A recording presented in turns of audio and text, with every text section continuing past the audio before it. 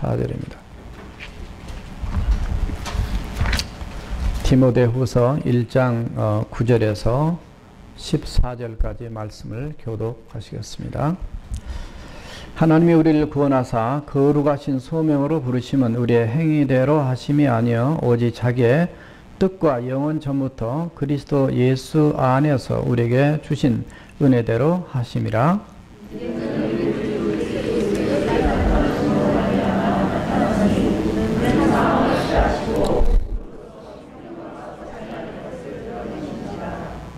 내가 이 복음을 위하여 선포자와 사도와 교사로 세우심을 입었노라.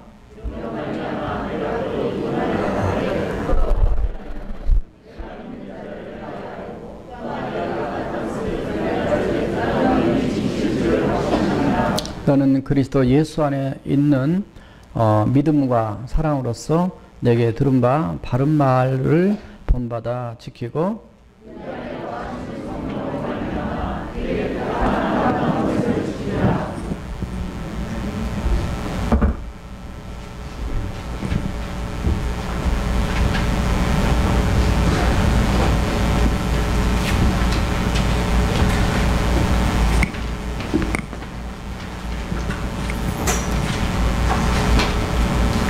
할렐루야. 지난주 야예배 드렸는데 야예배 많이 오신 것 같은데 출석을 보니까 평균 30명에서 40명 정도가 불참을 하셨어요. 예, 그래서 그분들만 별도로 모아서 야예배를 한번 더 해야 할 것 같아요. 괜찮겠죠? 예. 아멘 나왔으니까 예. 어떻게 할지 제 마음이 아니고 그분들 마음대로 예. 따라서 하세요. 거룩한 소명으로 부르심. 예, 사실은 소명과 부르심은 같은 표현인데 성경에 그렇게 표현되어 있기 때문에 했습니다. 오늘 특별히 교사 헌신 예배로 주일 예배 겸해서 이렇게 드리는데요.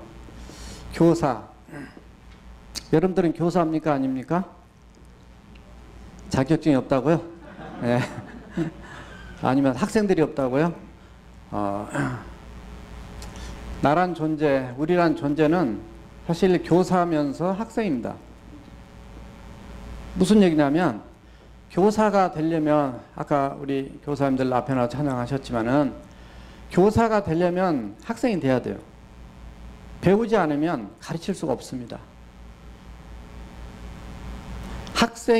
좋은 학생이 돼야만이 좋은 교사가 또 될 수 있어요. 그래서 우리는 교회에서 제자 훈련을 받기도 하고 또 하나님 말씀 배워서 하나님 일에 이렇게 쓰임 받기도 하지만 또 교회 밖에서도 많은 걸 배워서 다시 그 전문 지식을 또 다른 학생들에게 가르쳐 주기도 해요. 꼭 그런 것만이 아니라 우리 인생 자체가 삶에서 많은 걸 배웁니다. 어린이한테도 배우고요. 어르신들한테도 배우고 그리고 또 나도 모르게 남을 가르치고 있어요. 그래서 사실은 우리는 이중적인 그런 아이덴티티를 갖고 있어요. 교사하면서 학생. 늘 우리는 배워야 됩니다. 저도 늘 배웁니다. 저도 늘 배우는 마음의 자세로 가지고 배우고 그리고 또 이런 걸 가르쳐야 되니까 조금 더 노력을 해야 된다는 늘 그런 마음으로 이렇게 살게 되는데요. 여러분도 동일하게 그런 신분, 그런 아이덴티티를 갖고 계신 줄로 오늘 다시 한번 확인하시기 바랍니다. 자, 오늘 교회 교사 헌신 예배 겸해서 하니까 그 부분 조금 언급하고 들어갑니다. 자, 교회 교사, 교회 학교 교사. 여러분들의 위로와 격려와 또 사랑이 참 필요합니다. 오늘 교사 간담회도 있는데요. 뭐 전사님 뭐 어땠어요? 뭐 이거 안 좋은 것 어때요? 뭐 이런 것도 또 이런 걸 이렇게 했으면 좋겠다는 것도 필요하지만 정말 전사님이 됐던 또 우리 선생님들이 됐던 여러분들이 정말 이렇게 따뜻한 말 한마디가 힘이 됩니다. 그분들이 무슨 돈 받고 일하는 것도 아니고 정말 오직 주님의 사랑과 말씀으로 정말 헌신해서 하는 거거든요. 왜냐하면 그분들도 다 이배배 드리고 싶어요. 이건 찬양도 같이 하고 싶고 말씀도 한국말을 듣고 싶어하고 다 그런데 그들이 내려가서 이렇게 사역하신 것 정말 나 대신에 수고하신다. 따라서 하세요. 나 대신에 수고하신다. 저는 아직 결혼 안 했는데요.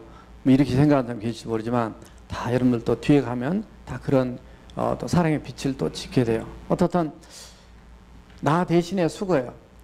자, 그래서 이 교사를 생각할 때 많이 기대감이 있습니다. 부모님들 이렇게 들어보면. 그러나 정말 중요한 것은 교회 학교에서 가르치는 것도 중요하지만 따라서 하세요. 가정교육. 예, 가정교육이 정말 중요합니다. 예, 하나님께서 가정에서 자녀들 어떻게 양육해야 된다는 말씀이 구약에서부터 많이 나와 있기 때문에 이 가정교육이 너무 중요해요. 왜냐하면 여러분들의 영향력이 결국은 자녀들에게로 가거든요. 영국에 이런 속담이 있다 그래요. 아빠는 죽어도 아들에게 살아있고 엄마는 죽어도 누구에게 살아있을까요? 네, 딸에게 살아있다. 믿습니까? 네, 안 믿어도 돼요. 성경 말씀 아니니까. 근데 이건 생활에서 나온 아주 그냥 탈무드 같은 거예요. 유대인들이 생활에서 나온 깨달음을 기록하는 게 탈무드 책인데 그런 것 같은 거예요. 정말 그런 것 같아요. 그래서 여러분들 자녀들의 모습을 보면 여러분들의 감춰진 모습이 보이고요.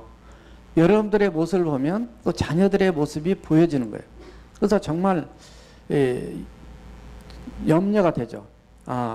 우리 한 사람 한 사람이 우리 자신이 잘해야 된다. 왜냐하면 그게 차세대와 연관이 됐어요. 우리 아까 박 의원장이 기도하셨지만 차세대와 관련된 이런 영향력이 있기 때문에 정말 가정교육이 중요합니다. 그래서 같이 해야 돼요. 교회에서는 교회대로 하고 가정은 같이 영적 하나 같이 가야 됩니다. 어떤 집 들어보면 교회에서는 너는 이렇게 시간 관리도 잘해야 되고 또 밥 먹을 때 기도도 해야 되고 부지런히 해야 되고 뭐 기본적으로 우리가 상식적으로 아는 거잖아요. 하나님께 감사해야 되고 원망하지 마 불평하지 말고 해야 되는데 어떤 집은 집에 가면 아빠가 괜찮아 밥 안 먹어도 해. 아니지 기도 안 해도 돼. 기도 안 해도 밥 먹어. 우리 교회는 이런 사람 없는 줄 믿습니다. 게임? 그냥 엄마는 1시간만 하라고. 그런데 괜찮아 게임 막 계속 해도 돼. 이렇게 되면 안 된다는 거예요. 이 교육이라는 것이 이렇게 되면 안 돼요. 왜 제가 이런 말씀 드리냐면 이 콜링 우리 이제 오스 기니스의 콜링이라는 책을 가지고 지금 이제 또 우리 안장님이 또 이렇게 제자 훈련 하시는데요. 자, 콜링이라는 것이 오늘 11절의 말씀처럼 사도 바울이 나는 그 선포자와 또 사도와 교사로 세움을 입었다 이런 표현을 썼는데 목회자나 선교사나 뭐 교학교 교사나 뭐 이 정도 단계가 아니고 조금 더 넓히게 되면은 우리의 모든 삶의 현장에서 하나님이 우리를 불러서 그곳에서 쓰시기 위해서 다 보낸 것이 어느 정도까지 생각을 하셔야 되냐면 이런 하나님의 부르심 하나님의 콜링은 가정도 마찬가지고 학교도 마찬가지고 직장도 마찬가지고 내 직업도 마찬가지고 이런 모든 면에서 하나님이 나를 부르셔서 그 자리에 갖다 놨다. 따라서 하세요. 하나님께서 나를 부르셔서 그곳에 갖다 놨다. 어제 결혼식 우리 하나님 집에 결혼식을 했어요. 다른 교회에서. 자, 그런 생각이 들었습니다. 결혼도 하나님의 부르심 가운데 하나구나 이런 생각이 들었습니다. 근데 그거를 놓치면 결국 뭐를 놓치면 하나님을 놓치는 거예요. 그러니까 부부싸움 할 때 보면 하나님 없어요.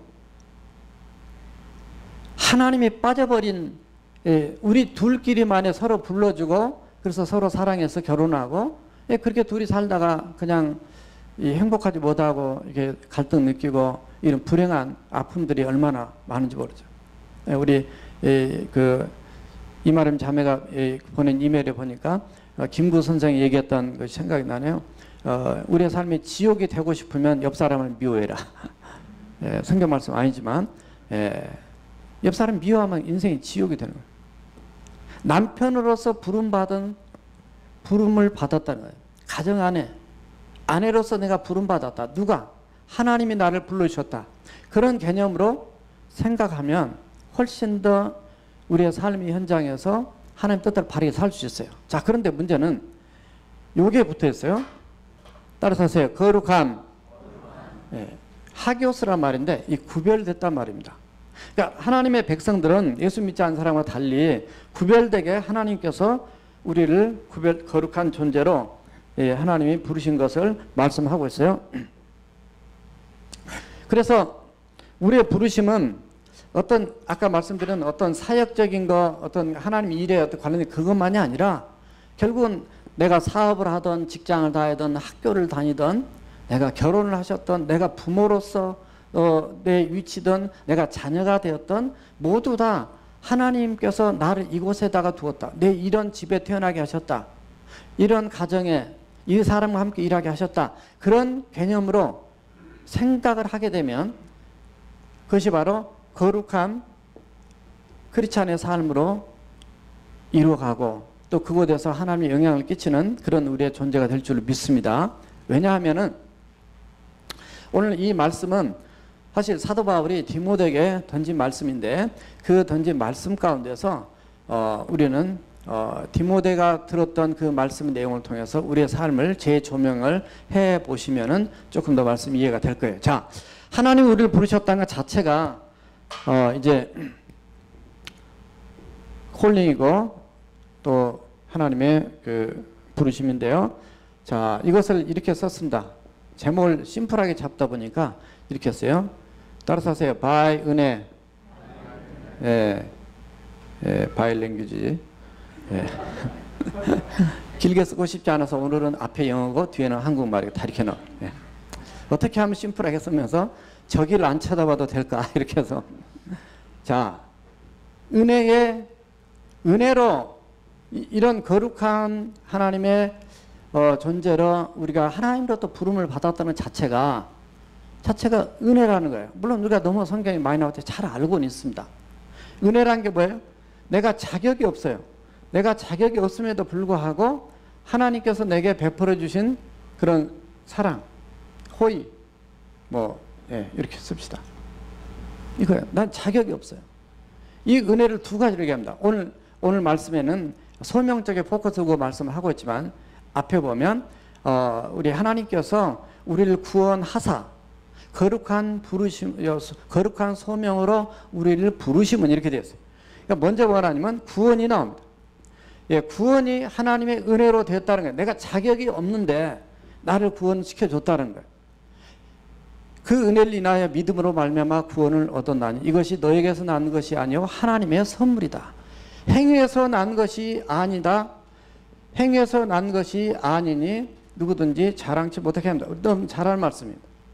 내가 내 행위를 보면은 구원받을 만한 이유가 하나도 없습니다. 우리가 예수 믿고 천국 간다 굉장한 큰 축복의 메시지지만 정말 우리의 행위를 돌아보면 천국 갈 사람 한 명도 없습니다. 그렇기 때문에 하나님의 은혜예요.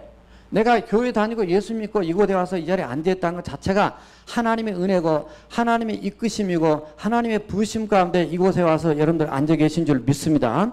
여러분들이 내 마음은 내 마음대로 한다라고 생각을 많은 사람들이 하고서 합니다만 하나님께서 여러분들의 마음에 그래도 오늘 교회를 가야 됐다 마음을 심어준 것 자체가 놀라운 변화가 은혜예요. 그래서 제가 늘 말씀드리는 이 놀라운 이 성령의 역사인데 따라서 하세요. 나는 신받은 자다. 무슨 신 받았어요? 귀신이 아니고 성신 받은 자입니다. 따라서 해요. 나는 성신 받은 자다. 홀리 스피릿입니다. 하나님의 성령의 역사하는 분이에요. 그러니까 죄를 지으면은 양심의 꺼림직함이 느껴진 것 자체가 이상한 거예요. 옛날에는 양심 좀 있어도 그까지 이렇게 했는데 한 가지가 하나님 앞에 비춰보면서 나도 모르게 하나님이 주인 되어 있는 걸 센시티브함을 느끼게 됩니다. 자, 그래서 이 모든 깨달음 자체가 은혜인데 오늘 말씀은 뭐가 되냐면 소명에 대한 말씀을 9절에 말씀하고 있어요. 아까 말씀 이런 행위로 된 것이 아니다고 말씀하고 있어요. 우리가 뭐가 잘나서 하나님이 목사로 저 같은 사람을 써주고 여러분들을 장로님으로 권사님으로 집사님으로 교사로 성가대원으로 찬양단원으로 또 방송실로 또 친교회로 다양한 이런 모든 거 하나하나 따져보면 내 행위로 봐서 그 자리에 설 사람이 아니에요. 왜냐하면 우리 자신들을 겉으로 볼 때는 말짱한데 다 뜯어보면은 속에 우리가 뭐가 맞아요? 녹슬은 인생이에요. 제가 어제 운전을 하면서 가는데 말이죠. 서로 마주치는 이 길에서 제가 양보를 했어요. 먼저 들어가십시오. 그래서 했는데 보통 베네수엘라 할 때는 그렇게 할 때는 손을 들고 미안합니다 이렇게 안 해도 손만 들어도 되는데 미국은 손 든 사람이 좀 별로 없어요. 비켜줘도 그냥 가고 좀 에티켓이 조금 떨어지는 사람들 제가 많이 베네수엘라 못 살고 좀 그래도 그런 것도 잘하더라고요. 근데 문제는 그렇게 갔는데 비켜줬는데 역시 그 사람 손 안 들고 가더라고요. 가는데 놀라운 사실을 하나 보고 영적 깨달음을 얻었습니다. 왜냐하면 차가 이렇게 가는데 차 뒤에 범퍼가 다 떨어졌어요. 근데 그게 우리나라 차가 다행히 아니었고요.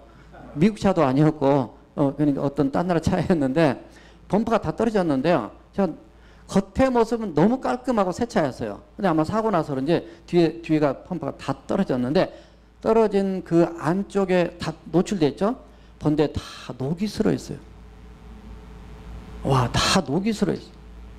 그래서 저걸 보면서 저 모습이 내 모습이고 저것이 우리 인간의 모습이 아니겠나. 겉모습은 말짱한데 들어가 보면 이게 다 녹슬은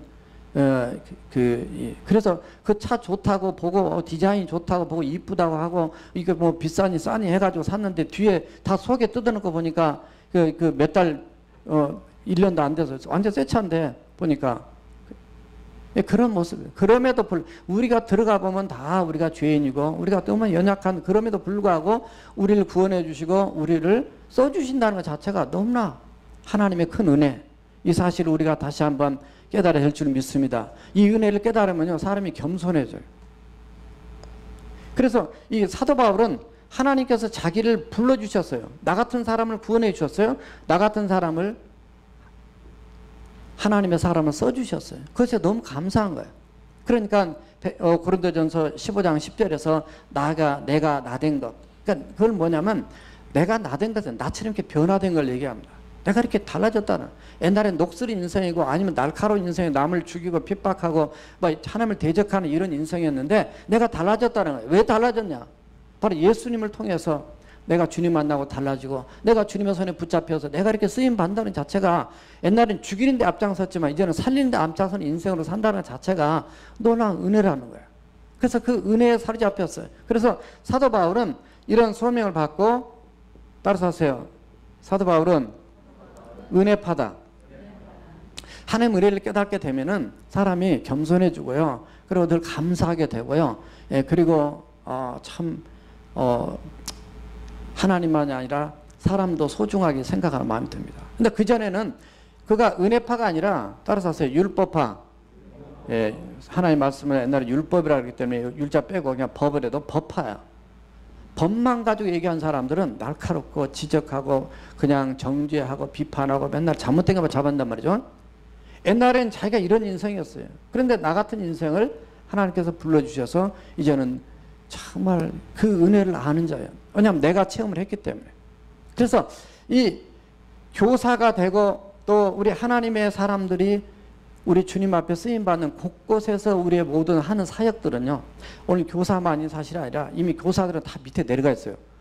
그래서 교사에 대한 말씀 준비하려다가 옛날에 해보니까 저 밑에 다 있어요.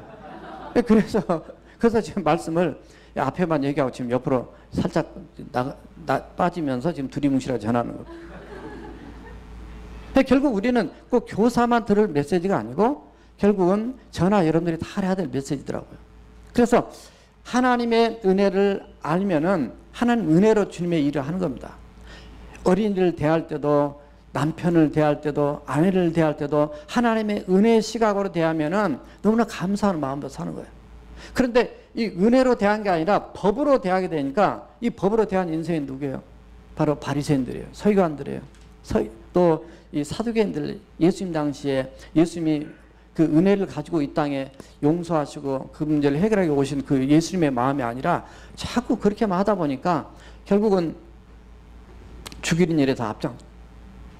우리가 교회에서도 마찬가지입니다. 자, 이렇게 교회에서 보면 어떤 사람은 좀 은혜가 더 많은 사람이 있고 어떤 사람은 법이 더 많은 사람이 있어요. 물론 법도 필요합니다. 질서를 위해서. 그걸 꼭 무시한 건 아닌데 왜냐하면 법이 있어야 기준이 생기고 법이 있어야 잘못된 것을 발견할 수 있고요. 그리고 바르게 돌아올 수 있기 때문에 필요해요. 그러나 하나님의 은혜 안에서 우리 자신들이 사람들을 섬기고 우리 하나님께 감사하고 주님의 부르심 나를 불러주신 그 현장에서 일할 때 그 은혜가 흘러가게 될 줄로 믿습니다. 시편 103편 2절에서 그래서 너는 하나님의 은택을 잊지 말자다. 우리 교회는 은택이 죄송합니다. 우리 이은택 집사님이 계신 교회고 우리 교회는 미래도 있어요. 미래가 보입니다. 예, 미래 자매가 있어요. 우리 교회는 옛날에는 은혜가 넘쳤어요. 은혜가 4명, 은혜 자매 4명 있었는데 지금은 1명밖에 없어요. 그래서 요즘에 은혜가 좀 떨어졌어요. 예. 어떻든 하나님의 은혜를 잊어버리지 마라. 오늘 말씀 뒤에 가면 디모데후서 2장 1절에 가면 내 아들아, 디모데한테 얘기한 소리입니다. 사도 바울이 내 아들아 너는 그리스도 예수 안에서 은혜 안에서 강하라 이랬습니다. 참 은혜, 어떻게 보면 은혜가 좀 이쪽이 강하고 이쪽이 약한 것 같은데 사실은 여기는 부러지지만 여기는 품습니다. 그러니까 저 은혜 안에서 너는 강해라. 왜 그러냐면 지금 이 편지를 쓴 것이 사도 바울이 AD 67년경 네로 황제가 예수 믿는 사람을 핍박하는 시대입니다. 왜냐하면 그 로마에 화재 사건이 났는데 그거를 자기의 정치적인 위기가 닥치니까 그거를 그리스도인들이 그랬다. 그래가지고 그리스도인 핍박하는 이런 상황이에요. 이 어려운 상황에서 디모데가 아직 나이는 이제 30 초반도 안 된 그 나이에 에베소 교회를 또 맡기도 하고 하나님을 감당하는데 좀 핍박이 너무 심하니까 두려움이 있어요. 부끄러움이 있어요. 예수 믿는 게 잘한 거야 이거? 두려움이 있어요. 염려가 있어요. 때로는 이때 사도 바울이 옥에 갇혀 있어요. 그러니까 옥에 갇혔다는 사실 자체를 교인들한테 얘기하는 것도 부끄러울 수가 있어요. 그런데 여기서 당당하게 부끄럽지 않게 하나님의 말씀으로 권면하면서 이 가르쳐주는 사도 바울의 메시지가 오늘 본문의 말씀에 일부 흐르고 있습니다. 그래서 정말 왜냐하면 주님을 만났기 때문에 주님을 알고 있기 때문에 바로 주님을 깨달았기 때문에 바로 그럴 것인데 자, 이 은혜에서 여기 오늘 말씀에서 중요한 것이 하나 있어요. 이 은혜가 행에서 난 것이 행위로 말미암지 않고 그 다음에 이거는 바로 하나님의 따라서 하세요. 하나님의 뜻. 하나님의 뜻이 있다면 하나님의 뜻과 영원 전부터서 예수 그리스도 안에서 너희를 향하신 은혜로 말미암은 것이다. 이렇게 됐어요. 야, 이 놀라운 것이죠. 이 은혜의 영원성을 얘기합니다. 은혜가 그냥 단순하게 한순간에 불쌍하니까 은혜 베풀었다 이 정도가 아니라 하나님께서 영원 전부터서 우리를 향한 은혜가 이미 흘러왔다는 거죠. 하나님 우리를 사랑하고 우리의 관심 갖고 우리를 구원하고 우리를 쓰고자 원하는 하나님의 계획이 우리에게 있었다는 거예요.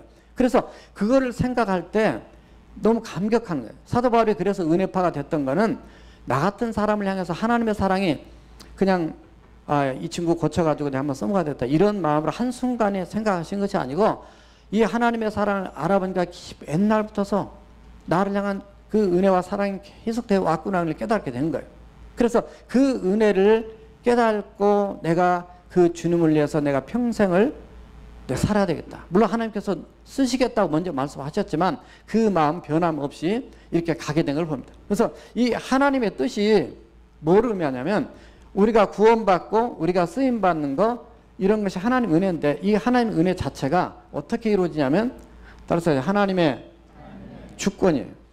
하나님의 주인 되신 하나님의 권리에 의해서 이루어진 겁니다.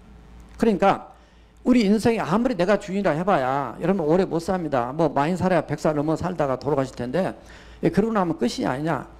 끝이 아닙니다. 절대 끝이 그때 끝나면 차라리 땅속으로 들어가서 끝나면 얼마나 좋겠어요. 다 주님의 손안에 있어요. 주권이 있어요. 그래서 로마서 8장 29절과 30절을 보면 하나님께서 미리 아시는 자들을 그의 형상을 본받도록 하기 위해서 미리 애정을 하시고 미리 애정하신 그들을 또한 영원하게 부르시고 부르신 그들을 또한 영원하게 하셨다. 그래서 이 하나님의 주권이 성경에 어떻게 등장하냐면 바로 애지입니다. 미리 아신 거예요. 애지가 애정이 됩니다. 애정. 그 다음에 하나님의 부르심이. 그러니까 이 부르심이 바로 뭐냐면 여기서는 직접적으로는 구원입니다. 그러니까 구원으로 먼저 부르심이고 그래서 이거를 1차적 콜링으로 얘기하고 신학에서는 이거를 2차적 콜링으로 얘기합니다. 1차적 콜링으로 이것 자체도 하나님의 은혜고 이것 자체도 하나님의 은혜인데 누구에 의해서 은혜냐? 하나님에 의해서. 하나님에 의해서 내 인생을 하나님이 부르시고 여기까지 이끌으셨다. 그러니까 이런 신시에 오시고 능력에 오신 것도 전부 다 하나님이 부르셔서 이곳까지 오신 거예요. 그래서 그런 확신이, 그래서 이 안에서 뭐가 이루어지냐면 여기에 애지, 애정, 하나님의 소명, 그 다음에 그를 의롭게 하시고, 빠졌는데 의롭게 부르신 그들을 의롭게 하시고 의롭게 하신 그들을 영화롭게 하시다 그랬는데 그 중간에 뭐가 하나 더 추가되면 좋냐면 그리스도 아니 주님의 형상을 본받도록 하기 위해서 29절인데 그게 바로 성화예요. 그러니까 하나님의 계획과 주권은 우리를 이런 만세 전부터서 예정하셔서 결국 마지막 하나님 나라 들어갈 때까지 모든 과정을 하나님 이끄시려고 하는 하나님의 계획 가운데 그 하나님의 뜻, 하나님의 의지 가운데서 저와 여러분들을 지금까지 이끌어 오셨다는 거예요. 그것 자체를 통체적으로 다 생각했을 때 그것이 바로 하나님의 은혜다. 따라서 하세요. 하나님의 은혜다. 그러니까 여러분들이 생각해보면 아 이런 남편 만나는 거 너무 정말 힘들다 이럴 수 있고 이런 아내 만나기 힘들다 그렇게 생각하는 사람들도 부부싸움 할 때는 있었을 거예요. 그런데 그걸 조금만 바꿔서 생각하면 나 같은 사람에게 이런 좋은 남편, 좋은 아내 주신 거 너무나 감사하다 이렇게 생각하면 그게 큰 은혜가 될 줄 믿습니다. 그래서 가정에 은혜가 흘러야 돼요. 교회도 은혜가 흘러야 돼요. 싸우는 교회 가서 보면 은혜가 없어요. 다 이거밖에 없어요. 법. 자기는 옳다는 거죠. 이러면 안 됩니다. 법도 은혜 안에서 해야 돼요. 섬김도 은혜 안에서 해야 돼요. 남의 영혼을 소중히 여기고 저 사람 마음 다칠까 봐 소중히 여기고 항상 그러면서 주님의 마음과 주님의 심장으로. 지금 사도 바울은 이제 디모데후서 4장을 쓰고 얼마 뒤에 순교를 당하게 됩니다. 사명이 끝나서 이제는 달려갈 길 다 마치고 주님 앞에 가게 되는데요. 그러기 전에 남아있는 디모데를 향해서 너는 잊어버리지 말아야 될 것이 하나님이 너를 부르신 소명, 부르심 이걸 잊지 말고 이 부르심은 네가 잘나서 그런 게 아니라 네 행위가 똑바로 잘나서 너를 쓰신 것이 아니라 하나님의 은혜로 된 것이다. 바로 그걸 가르쳐 준 겁니다. 저와 여러분들이 교사만이 아니라 목사나 또 우리 장로님들이나 집사님들이나 권사님들이나 우리 교회 어떤 사회가는 이름만이 아니라 결국은 남편과 아내고 내 자녀도 내 부모도 다 관계 보면 하나님의 은혜의 시각으로 보게 되면 정말 행복한 사랑의 공동체를 만들어가야 될 줄 믿습니다. 그래서 이 은혜를 놓쳐버리면 안 됩니다. 가끔 우리가 은혜를 상실할 때가 있는데요. 자, 이 은혜가 그럼 어떻게 나타났냐? 은혜가 자 따라서 하세요. 복음. 예. 은혜는 오늘 말씀에 그랬어요. 이 은혜가 10절에 보니까 이 은혜가 예수 그리스도의 나타나심으로 말미암아 나타났다 이렇게 됐어요. 그러니까 예수 그리스도가 오심을 통해서 진정한 이 은혜의 실체가 무엇인지를 하나님의 은혜, 물론 천지만물을 창조하시고 우리에게 그걸 다스리고 살아갈 수 있는 것 자체도 하나님의 은혜지만 정말 본격적인 하나님의 실체적인 구체적인 은혜가 어떻게 등장했다고 표현하냐면 10절에 보니까 바로 예수 그리스도께서 나타나심으로 나타났어요. 그는 사망을 패하시고 생명과 그리고 썩지 아니할 것으로 이것을 이루신 것을 표현하고 있습니다. 그러니까 예수 그리스도가 오심으로 해결하신 문제가 뭐냐면 죄 문제를 해결하시고 또 하나는 생명을 해결하셨는데 이 생명은 썩지 아니할 것으로 해결하신 것이 뭐냐면 이게 바로 부활이에요. 그래서 이 십자가와 이 부활이 바로 이 복음인데 복음을 좀 더 다시 설명하면 유앙겔론이라고 하는 헬라어입니다. 유앙겔론이라는 말은 예수 그리스도께서 죄로 이 죽을 수밖에 없는 우리 인간들에게 바로 구원의 기쁜 소식을 구원하시겠다는 그 기쁜 소식 그거 자체가 유앙겔론. 그러니까 굿 뉴스. 바로 이 구원 누가 주시면 예수 그리스도를 통해서 나타났다 그 말이에요. 근데 바로 이거를 지금 누구한테 지금 다시 재확인시켜 주냐면 예수 안 믿는 사람은 얘기 아니라 지금 디모데한테 지금 얘기하는 거예요.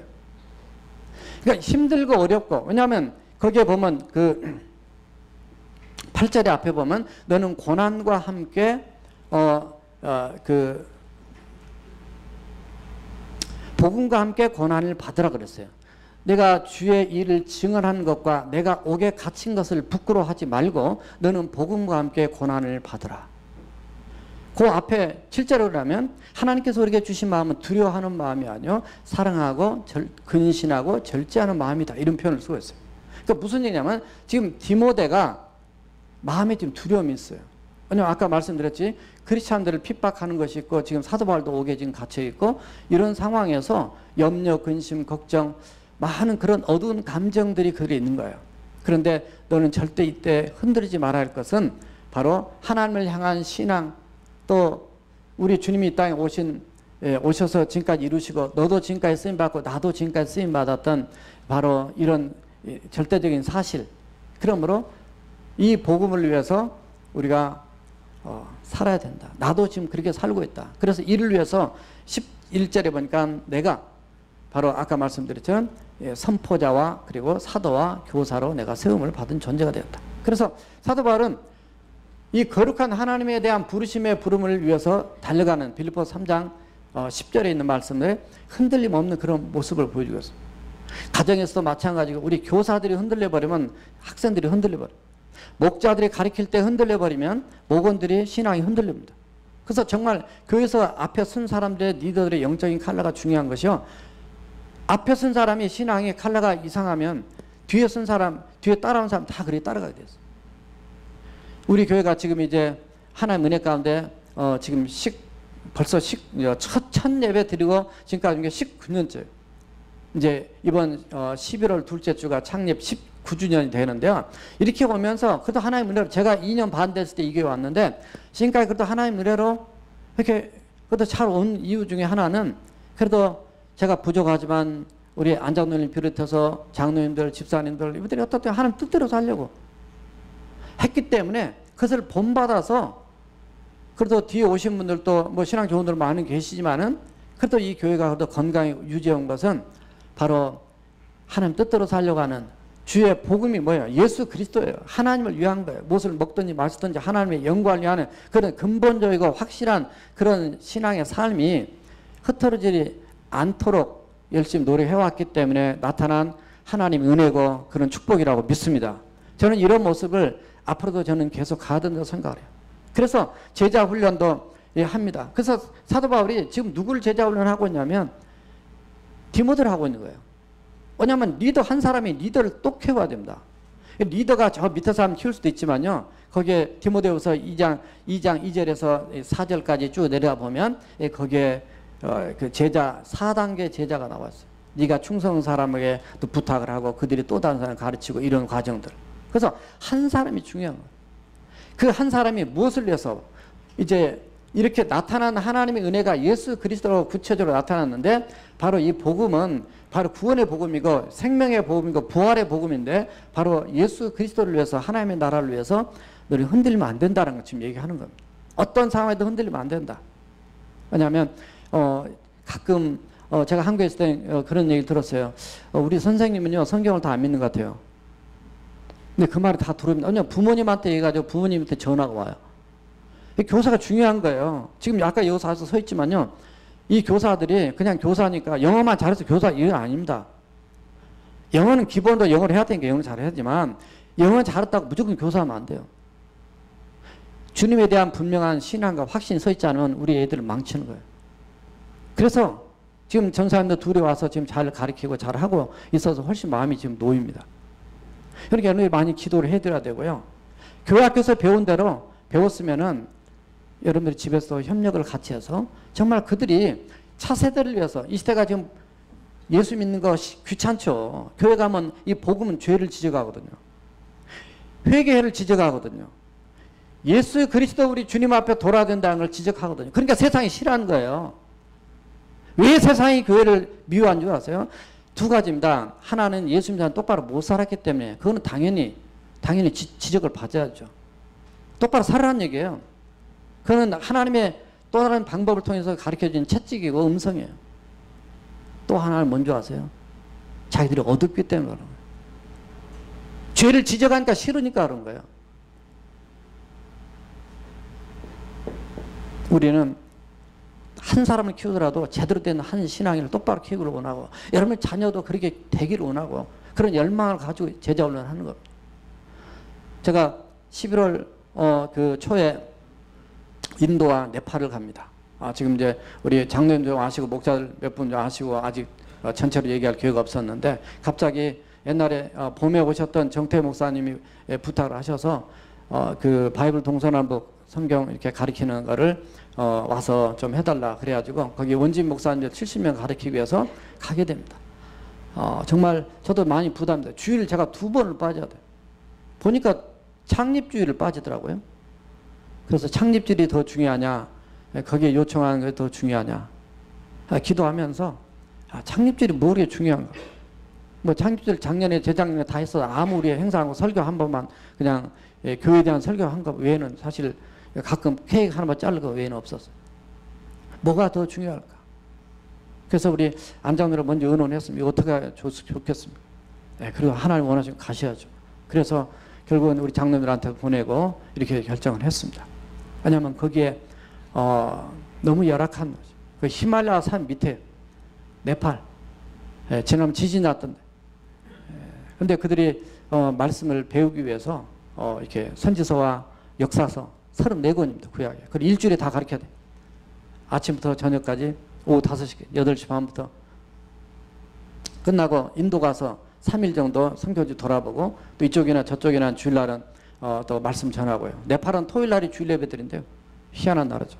인도는 다행히 썬데이에 주일 예배를 드리는 거예요. 그래서 또 올 때는 거기 가서 또 설교하고 아무튼 그러면서 하나님을 섬겨야 돼요. 이거는 제 혼자만 간다고 생각하지 않고 하나님께서 이 복음을 위해서 정말 우리 한국이 복음에 빚진 나라로 옛날에 미국 선교사람, 영국 선교사람들 뭐 많은 나라에서 와서 섬겼는데 제가 가지만 저 혼자 가는 것이 아니라 우리 교회 공동체의 기도와 또 물질과 한 마음으로 하나님의 부르신 콜링 중에 하나인 줄로 믿습니다. 저는 그런 생각이 들었어요. 이건 내 일이 아니구나. 사실 제가 비행기표 끊어서 제가 가려고 했습니다. 우리 안장님이 그렇게 하시면 안 됩니다. 그래서 우리 선교위원장님하고도 의논했어요. 그렇게 하시면 안 됩니다. 정말 갔다 오면 정말 어떤 하나님의 섭리 때문에 그러실까를 깨닫게 되겠지만은 복음을 위해서 주님을 위해서 우리가 살아가는 이런 삶. 지금도 제자훈련 우리 학생들도 그렇고요. 여호수아부나 이삭부나 아브람부나 많은 부서들이 열심히 지금 하고 있습니다. 왜냐하면 우리 자신의 신앙만이 아니라 결국 나를 통해서 우리를 통해서 하나님이 또 생명을 건지고 살려야 되는 그 일 때문에. 그래서 사도 바울은 이것이 바로 복음을 위한 것이 하나님을 위한 것이고 하나님을 위한 것만이 아니라 결국은 영혼 구원을 위한 것이고 제자 훈련을 위한 것이고 그래서 디모데를 지금 강력하게 지금 깨우고 있는 거예요. 붙들고 있는 거예요. 내가 떠나더라도 네가 큰 역할을 해야 되는.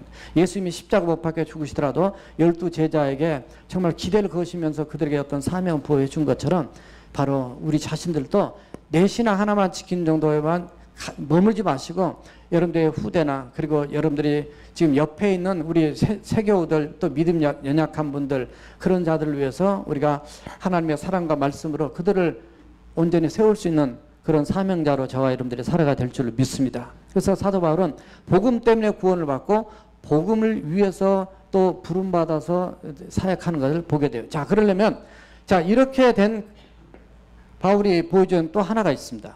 자, 따라서 하세요. with 태도. 이렇게 썼어요. 바울이 보여준 태도는 크게 세 가지입니다. 첫째, 하나는 확신의 태도요.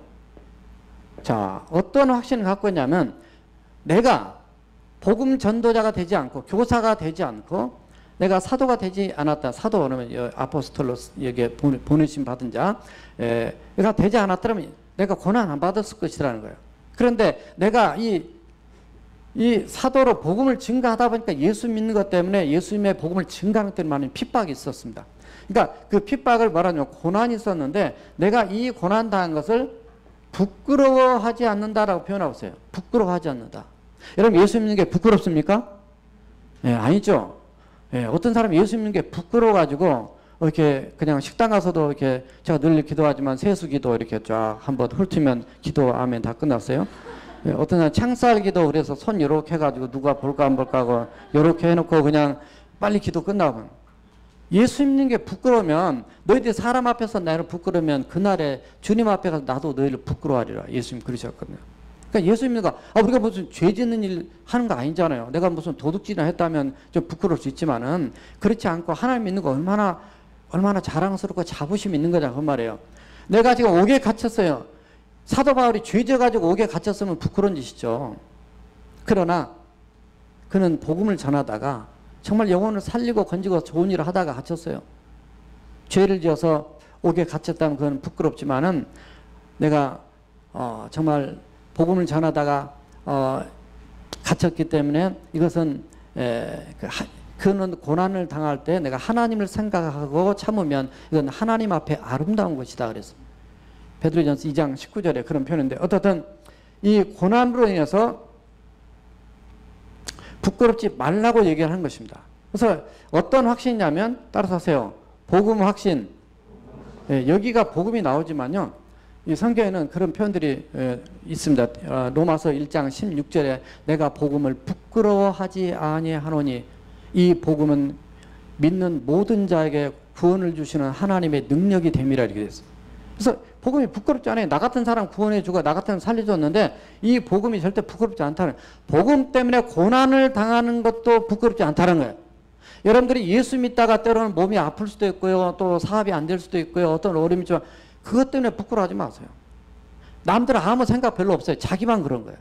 그러니까 자기 안에 자기가 갇히면 안 됩니다. 이 모든 것 하나님의 주권하에 있음을 믿고 주님 앞에 내려놓고 때로는 어려운 것도 고난이 은혜예요. 그냥 어렵지 않으면 하나님 깊은 은혜를 못 깨달으니까. 하나님 그걸 통해서 더 큰 축복을 받을 수 있어요. 어제 어떤 목사님 만났는데 요즘 목회 안 하고 뭐 그냥 다른 사업하신다 그러더라고. 그래서 막 생활이 어렵다는 얘기를 하시더라고. 제가 그랬어요. 하나님이 더 큰 은혜로 쓰시려고 그런 고난의 과정을 겪게 하시네요. 그래서 오히려 희망이 보이더라고요.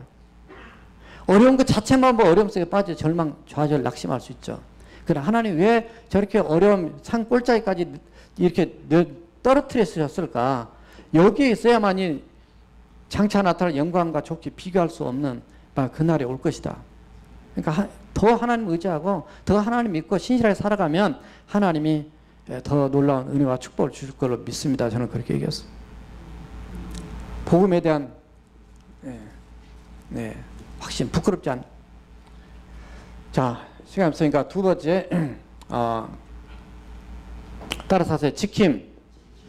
이 확신을 가지고 있어야 된다는 거죠. 어떻든 어떤 태도를 가지고 소명을 가진 자가 어떤 어려움 속에도 확신이 있어요. 그러니까 학생을 가르친 교사나 또 목자들이나 우리 집사님들이나 이게 얘기를 나눠보면요. 이게 확신이 없구나 이런 생각 들면 불안해요. 내가 잘못 가르쳤구나 이런 마음이 든단 말이죠. 확신을. 하나는 지킴입니다. 이 지킴은 오늘 말씀에 보게 되면 뭘로 지키라 그랬냐면 예수 그리스도 안에 있는 믿음과 사랑으로 지켜라 되어 있어요. 킵입니다. 현재 있는 그 신앙과 너의 모습을 이렇게 믿음과 예수 그리스도를 향한 믿음, 예수 그리스도를 향한 사랑, 이것이 흔들지 말라는 거예요. 어떤 상황에도 이걸 흔들리면 안 된다는 거예요. 이 신앙이라는 것이, 우리 신앙생활이라는 것이 여러분 믿음이 있느냐, 사랑이 있느냐, 주님을 얼마나 사랑하느냐, 이 부분을 놓치면 안 된다는 거예요. 세 번째는 따라서 하세요. 성령. 성령을 넣습니다. 오늘 마지막 14절을 보면 바로 너희 안에 있는 바로 성령으로서 네가 가진 아름다운 것을 지켜라. 아름다운 것을 지켜라. 여기는 위에는 여기 뭐라냐, 내게 준 바른 말을 지켜라. 그렇게 표현되는데 그거는 뭐냐면 바로 내가 너희 준 교훈, 하나님의 진리의 말씀을 잘 지켜라 말이에요. 잘 간직하라, 붙들라 이런 의미를 갖고 있고요. 여기서는 성령으로서 그거를 지킬 수 있다라는 거예요. 간직할 수 있다, 보호할 수 있다, 가거할 수 있다라는 것을 얘기합니다. 이 아름다운 것, 신앙을 지키는 것이고 영혼들을 사랑하고 그들에게 가르치고 그들을 섬기는 이런 모든 것들을 지금 이 아름다운 것으로 표현하고 있습니다. 저와 여러분들이 하나님이 주신 우리에게 주신 귀한 은혜의 선물, 구원의 선물, 나를 부르신 콜링에 대한 통해서 이루고자 하는 많은 사역들이 있지만 여기에 지금 사도 바울이 이 디모데에게 던지면서 하는 메시지는 그 자세를 지금 가르쳐 주는 거예요. 지금 어떤 일을 구체로 뭐 해라 이런 얘기보다는 근본적인 본질적인 걸 얘기합니다. 어려우면은, 힘들면은, 흔들면은 이 기초로, 기본으로 돌아가고 하나님 은혜를 붙들고 내 힘으로가 아니라 바로 네 안에 지금 들어있는 성령, 골로새서 1장 29절 보면 나도 내 안에 있는 그분의 역사를 따라 내가 수고를 다한다. 그런 표현을 하고 있습니다. 성령을 통해서 이 일을 이룬다. 예수님이 제자들도 마가 다락방에서 성령 충만 받고 사역을 했던 것처럼 오늘날 저와 여러분들이 정말 성령 충만한 이름의 모습, 이런 또 하나님의 말씀을 믿음과 사랑으로 지키면서 확신을 가지고 하나님 앞에 충성하고 또 우리 어린 자녀들을 가르치고 교회 학교에서 가르치고 우리 교회 공동체 사역할 때 하나님의 크신 은혜가 넘칠 줄로 믿습니다. 우리 함께 통성으로 기도하시겠습니다. 함께 기도하실 때 주님께서 우리를 하나님의 자녀로 먼저 불러주셨습니다. 또 두 번째로는 우리를 교회 안에서 어떤 사역과 봉사로 불러주셨고요. 또 교회 밖에서도 여러 가지 다양한 사역으로 우리를 불러주셨습니다. 이 모든 것 자체가 하나님의 은혜라는 걸 잊지 마시고요. 결국 이 은혜 받은 우리가 결국 복음을 위해서, 즉 영혼들을 살리고 건지고 또 하나님을 위해서 우리가 사는 삶이라는 걸 기억하시고, 우리의 태도는 바로 이 확신의 태도, 그리고 하나님의 말씀 교훈을 그를 지켜 살아가는 태도, 그리고 성령 충만한 그런 우리의 태도를 가지고 하나님 앞에 쓰임 받도록 우리 함께 통성으로 기도하시겠습니다. 살아계신 여호와 우리 하나님 아버지, 우리 주여, 주께서 오늘 저희를 사랑하시고 그 놀라운 주의 은혜 가운데 저희를 붙잡아 주심을 감사합니다. 하나님, 우리는 연약하고 부족하지만 하나님, 우리를 세상의 어떤 다른 일이 아니라 우리를 부르신 그분이 거룩하시기 때문에, 그분이 하신 일은 모두가 거룩하기 때문에, 우리가 주님 안에 들어와서 거룩한 하나님의 백성들이 되었기 때문에 우리를 구원하신 것도 은혜고, 우리를 불러서 지금도 사용하신 것이 은혜고, 우리 그가 있는 현장 가운데서 정말 하나님과 관계가 되어 있고 하나님의 영광을 위하고 하나님의 그 복음을 위해서 우리가 사도 바울처럼 어떤 상황에도 흔들림 하지 않고, 옥에 갇혀도 고난을 당해도 핍박을 받아도 생명의 위협을 느껴도 어떤 상황 가운데서 우리가 정말 하나님의 은혜를 잊지 않냐고 견고하게 서서 하나님의 은혜의 사람으로 살아갈 수 있도록 도와주시옵소서. 믿음에 대한 확신, 복음에 대한 확신, 하나님이 나를